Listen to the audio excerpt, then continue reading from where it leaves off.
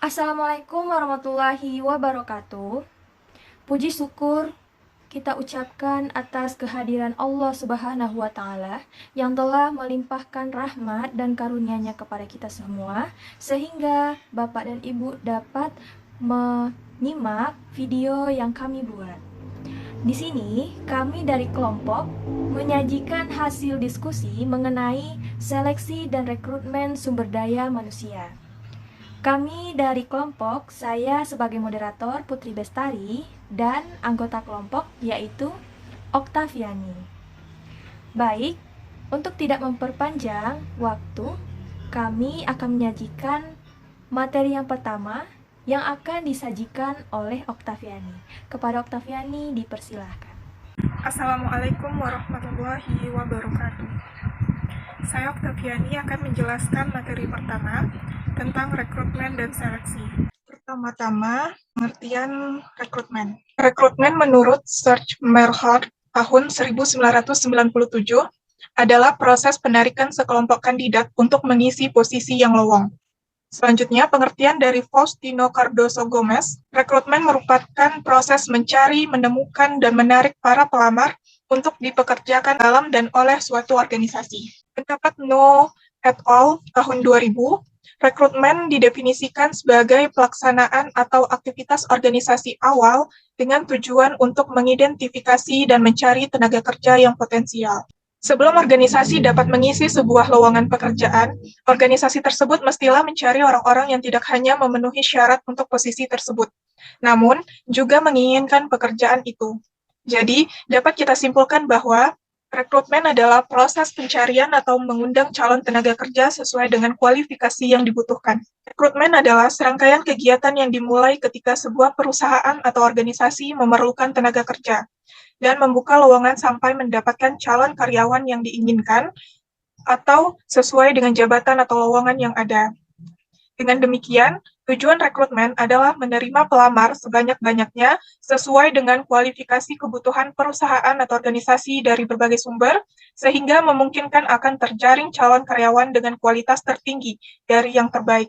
Karena berharap mendapatkan calon tenaga kerja yang bermutu dan memenuhi syarat, maka perusahaan akan berusaha mencari sumber daya manusia dari berbagai sumber-sumber antara lain yaitu dari pelamar langsung, di mana artinya para pencari pekerjaan datang sendiri ke organisasi untuk melamar, di mana seringkali orang ini melamar ketika ada ataupun tidak ada lowongan. Yang kedua, lamaran tertulis. Para pelamar mengajukan lamaran tertulis melengkapi surat lamaran dengan berbagai bahan tertulis.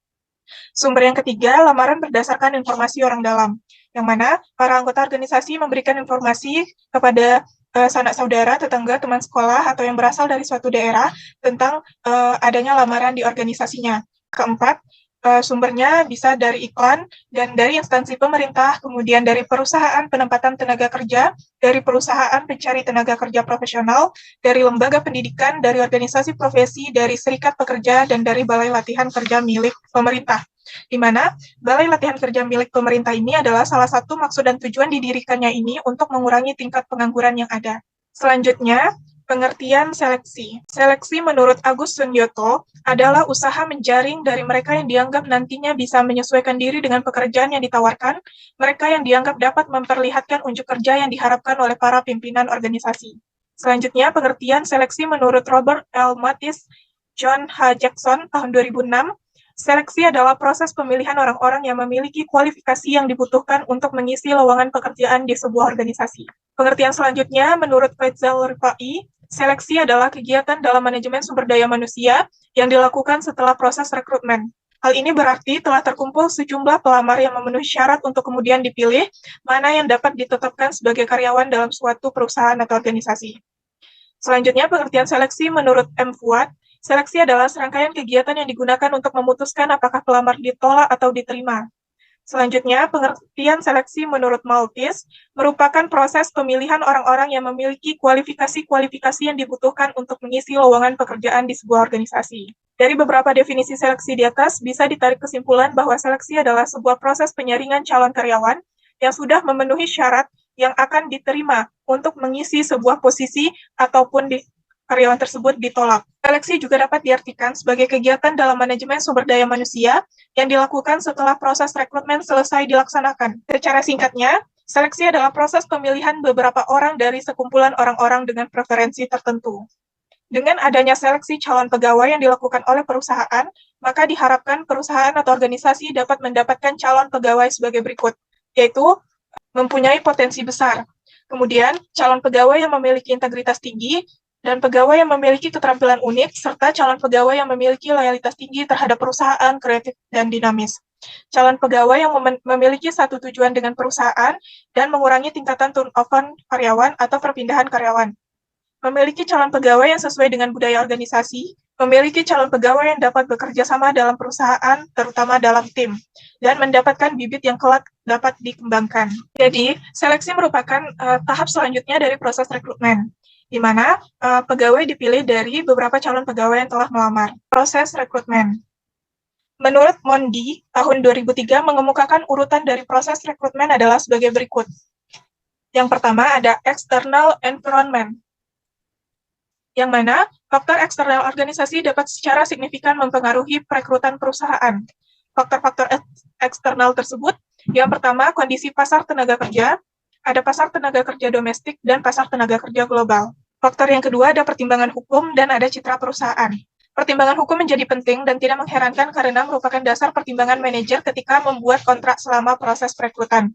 Citra perusahaan adalah faktor lain yang mempengaruhi perekrutan. Jika karyawan percaya bahwa manajer mereka bersikap adil dengan mereka, maka kata-kata positif dari mulut ke mulut dan dukungan yang mereka berikan adalah sangat berharga bagi perusahaan. Proses kedua ada internal environment, yang mana menurut Mondi and No, pasar tenaga kerja dan pemerintah memberikan pengaruh eksternal yang kuat pada proses rekrutmen. Selain itu, praktik dan kebijakan organisasi juga mempengaruhi rekrutmen, yang mana lingkungan internal dari rekrutmen meliputi perencanaan sumber daya manusia, yang menentukan sumber-sumber yang paling produktif dan metode untuk mendapatkan mereka sering membutuhkan perencanaan waktu. Lingkungan internal yang kedua, ada kebijakan promosi, adalah kebijakan untuk mengisi kekosongan posisi dengan karyawan perusahaan yang sudah ada.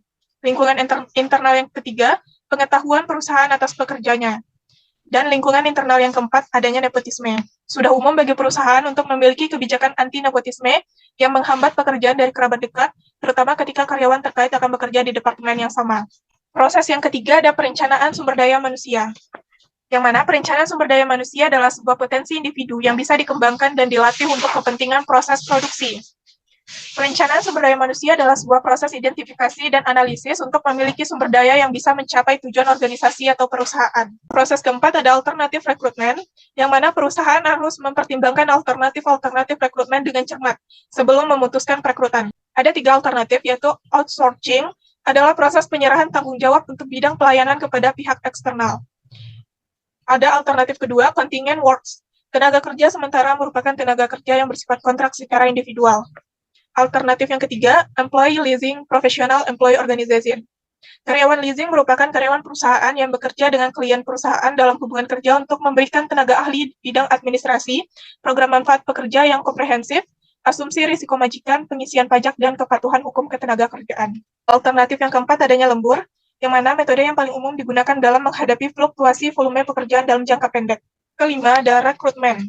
Sebagaimana yang telah dijelaskan di atas, rekrutmen adalah proses untuk mendapatkan calon tenaga kerja yang memiliki kemampuan sesuai dengan kualifikasi dan kebutuhan organisasi atau perusahaan. Kunci utama menciptakan sumber daya manusia yang profesional terletak pada proses rekrutmen, seleksi, training, dan development calon karyawan.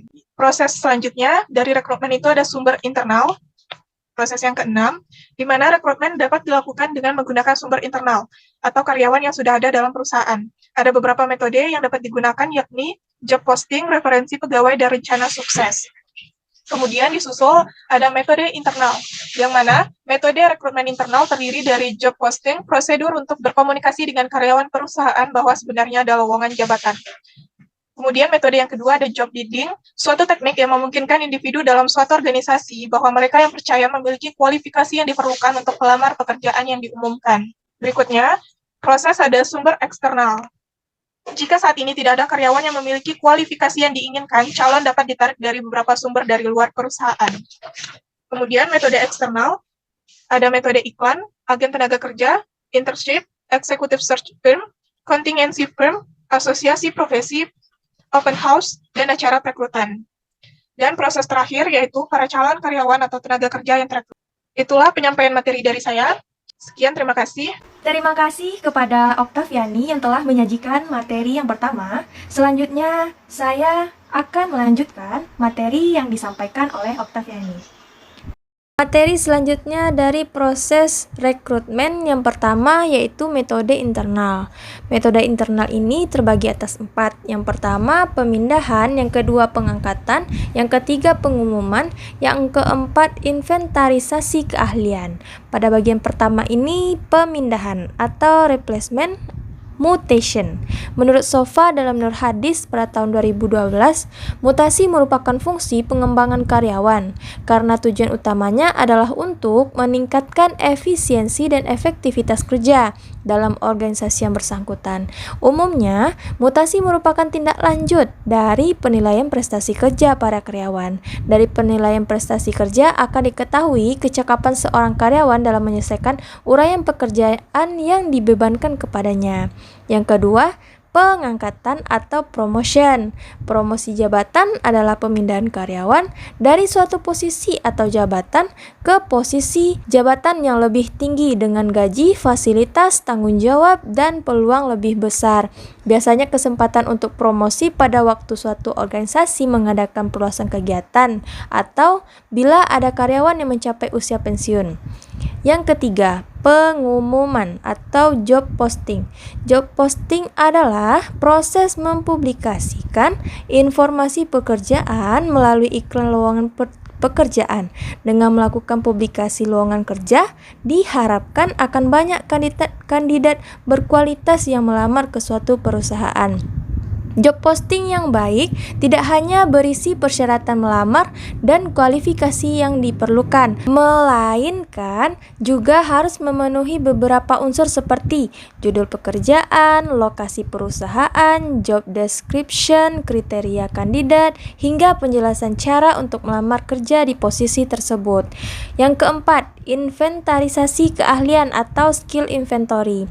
Misalnya, seorang perencana atau planner bisa melatih dan memperdalam analytical thinking yang dimiliki. Sisi dari technical skill atau teknologi, karena planner sudah terbiasa dengan mengolah data dengan Excel, mungkin dapat memperdalamnya dengan mengikuti pelatihan Excel atau melalui belajar teknologi yang mirip dengan Excel, misalnya pengolahan database, penyajian data via Power BI, atau Google Data Studio. Selanjutnya, materi tentang keuntungan dan kerugian dari penggunaan metode internal. Nah, keuntungan dari penggunaan metode internal ini juga terbagi atas 4. Yang pertama lebih murah, yang kedua lebih cepat, yang ketiga meningkatkan motivasi kerja, yang keempat yaitu penilaian lebih akurat. Selanjutnya tentang kerugian dari penggunaan metode internal. Kerugiannya di sini yang pertama, membatasi masuknya pemikiran baru. Yang kedua, menghambat usaha untuk meningkatkan keragaman tenaga kerja. Yang ketiga, memperkecil kelompok pelamar potensial. Selanjutnya yang kedua, metode eksternal. Metode eksternal juga terbagi menjadi 5. Yang pertama, walk-in and write-in applicant. Yang kedua, rekomendasi dari karyawan. Yang ketiga, ada iklan. Yang keempat ada badan penyalur tenaga kerja, dan yang terakhir yaitu organisasi keahlian. Kemudian metode eksternal juga mempunyai keuntungan dan kelemahan. Keuntungan dari penggunaan metode eksternal yang pertama, jumlah calon karyawan yang lebih besar. Yang kedua, mendorong masuknya pemikiran baru. Yang ketiga, menambah keragaman tenaga kerja, dan yang keempat, datangnya pelamar potensial. Selanjutnya, kelemahan penggunaan metode eksternal. Yang pertama, biaya lebih mahal. Yang kedua, waktu relatif lebih lama. Yang ketiga, perilaku dan loyalitas belum diketahui. Dan yang keempat, membutuhkan waktu adaptasi. Materi selanjutnya tentang proses seleksi dan 2 pendekatan seleksi yang efektif. Untuk proses seleksi ini terbagi menjadi 6. Yang pertama, menerima lamaran. Yang kedua, review resume lamaran.